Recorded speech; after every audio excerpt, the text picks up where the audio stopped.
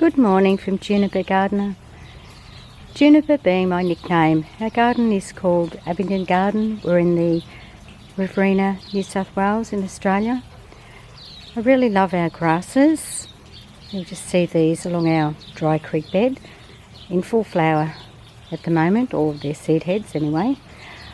I will just go for a bit of a walk through the garden and show you some things that need doing and some things that I have done. It's a lovely morning, lots of birds out. I won't talk all the time, just here and there.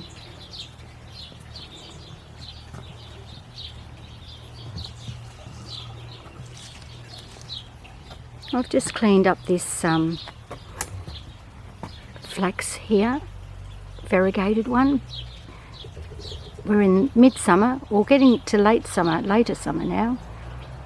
And down the bottom with some Nipophia, that's red hot pokers. I've cut them back, they're finished flowering. They were starting to get some kind of a disease in the bottom of them, which they do get when it gets a little bit wet. So I've now let the airflow get to them, pulled out a lot of rubbish so that they'll come back nice and healthy again.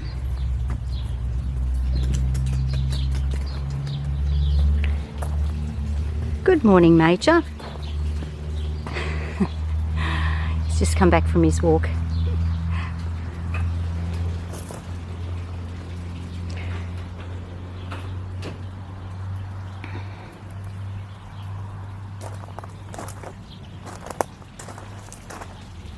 On the other side of the grasses now.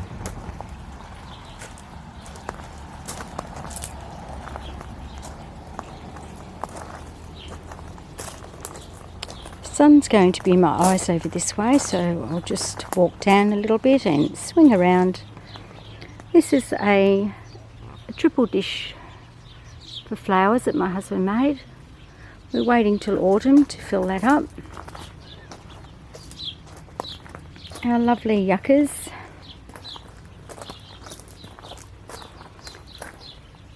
And you'll see another lovely grass there, which is I'm not sure what this one's called, but it's taller cousin, I suppose you'd say, is the zebrinus grass.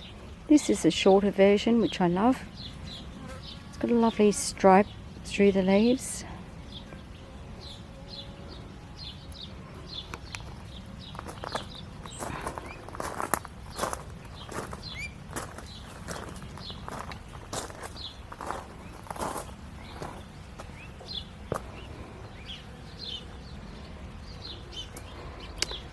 Walking up towards the mirror seat, we have, I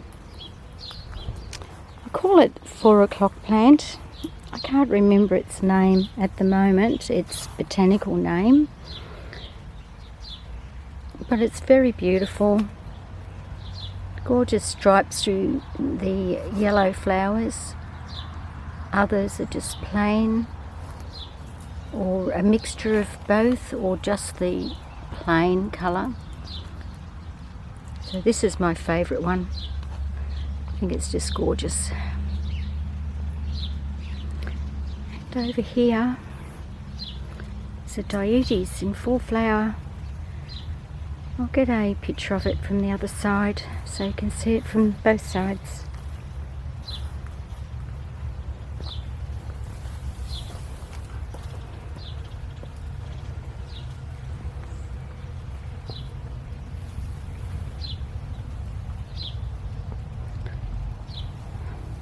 And there it is, all lit up from the sun.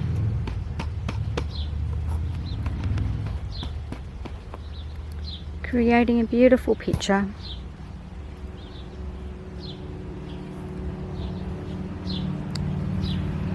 We have a pine here, which, juniper probably, which is looking very healthy just on that part, and very sick and dried on the back part. I have just gone in and cleaned it up, but more has died back since. I'm thinking that one might have to go. As much as I would like to keep it forever. It's been there probably about 18 years, I guess.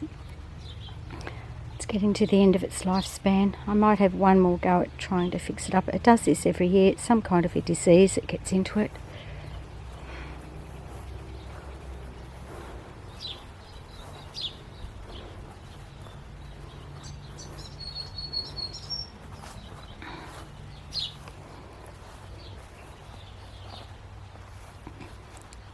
Found this lovely little heather, little cottage heather.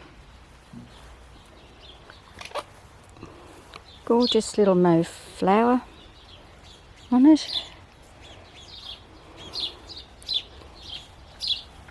Decided to have a change in the dish and put, instead of annuals, just to put that in there for a change.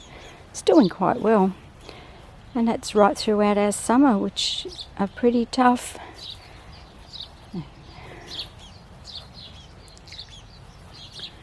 Have a hibiscus over there in flower. It's a double, and I think it's called Serraticus. It is its botanical name, which is the tougher hibiscus for this area. It's doing really well. Cootamundra wattle beside it. Another of my favourites. I've trained it as it's grown up from underneath. I've gone in underneath it, taken out all the bottom branches underneath as it's grown and just left the top ones. But it is a prostrate one, and it's a lovely feature here. Right, we might just go for a bit further walk. I guess I just tell you about the Acanthus mollis oyster plant just there. It has finished flowering, and I usually take out all the leaves as they flop on the ground. Most of them have been done, but I leave the flower stalks there just for a bit of interest. So I'm going to swing around this way, go for a bit of a walk over here.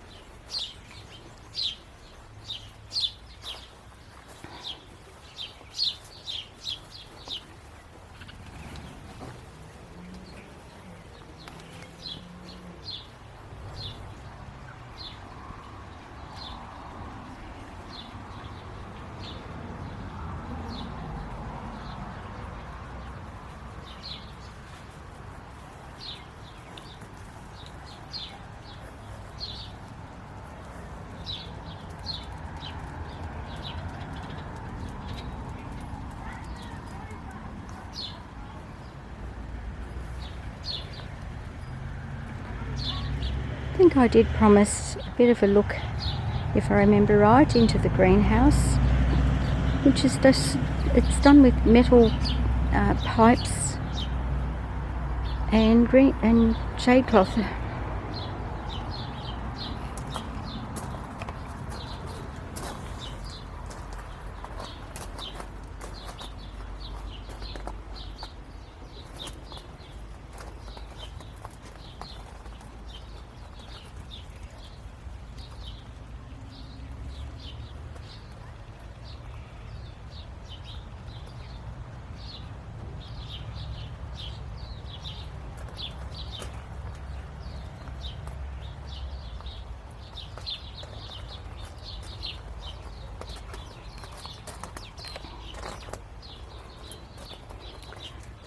This fern I do love. Well, it's a combination of ferns, as you can see, but I pop other little pots in there. That's actually a ruby necklace succulent. It doesn't have its red colouring because it's in here with too much shade. And around this side you'll see, probably spot an orchid in there.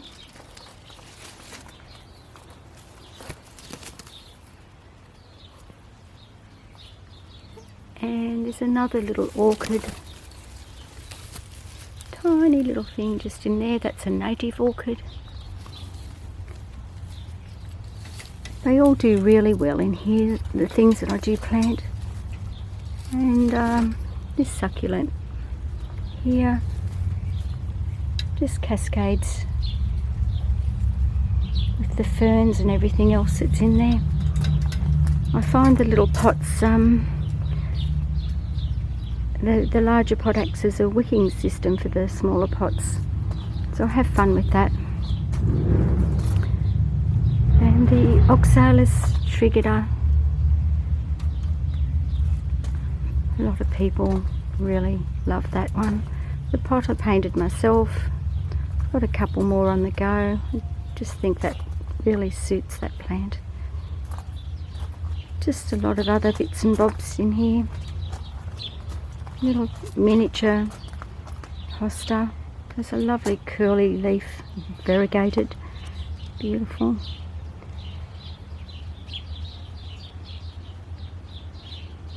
This has a special little plant in it, but at the moment it's dormant, but it is very much alive in there. I don't think you can see that, but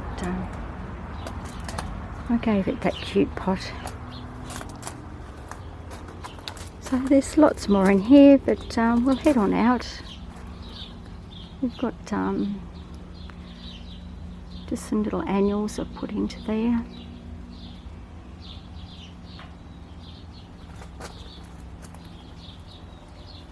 And of course the spider grass. It's got no new little ones hanging down at the moment because I have replanted that. And I just want it to establish before it puts on more new growth. A lovely little plate, I love that. I think I got that at an op shop for about $1. Might have been $2, wasn't very much, but I love it.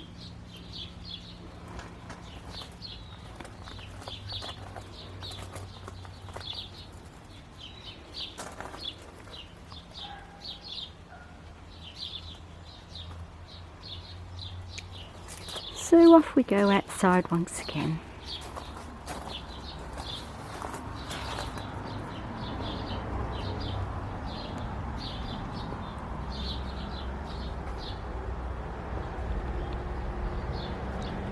That's my little fairy garden you're spotting there. We might do a little tour of that around that some other time. I've got my zinnias that I grew from seeds. They've grown on now to flowering. Just really loving those at the moment. Of course the bees and the butterflies love them. None on there at the moment, but autumn when it cools down they'll be covered in them.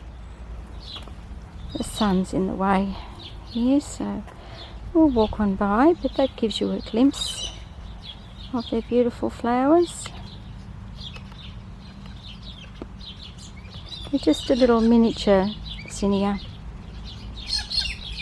They have a few different sizes in zinnias if you look out for the seeds, if you decide to do your own. You don't have to just buy the ones from the nursery already in punnets.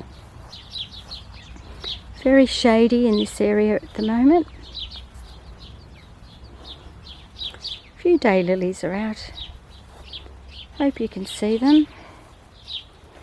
Sedums starting to flower, or nearly close to flowering. Probably a couple of weeks, I think, till they are in flower.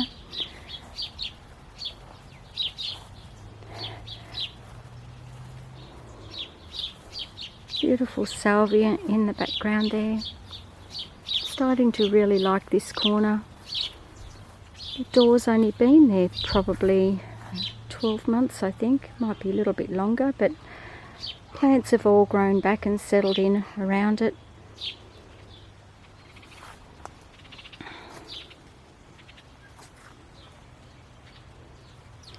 Got some impatiens in pots.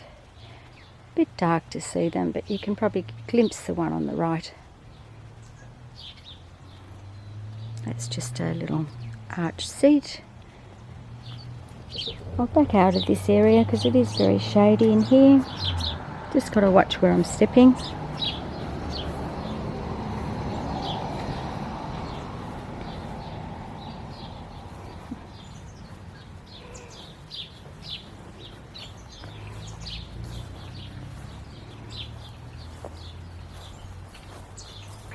Our panthers are in flower now.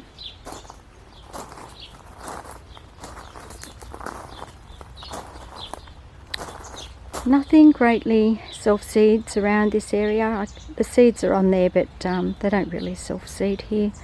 We don't get enough rainfall.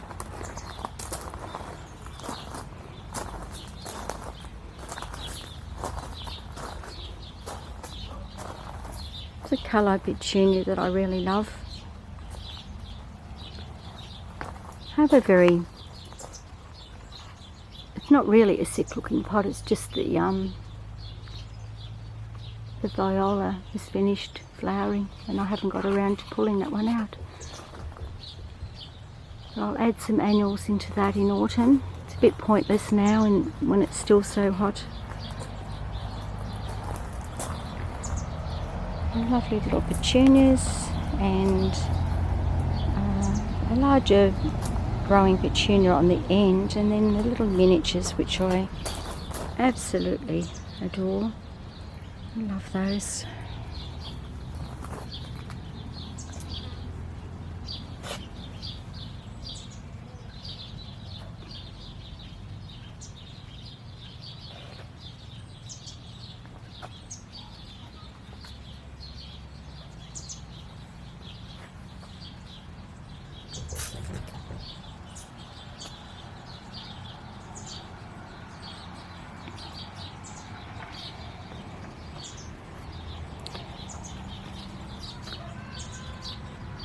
And we might finish up here on the contorted hazel. I hope you can see that okay. I really do love the crazy branching on that and the really lovely leaves. And the little gnome down the bottom, not sure if you can see him, but he looks after the pot for me all year. And at the bottom of the pot are planted up with cyclamens, which will start to come up later on when the weather cools down again.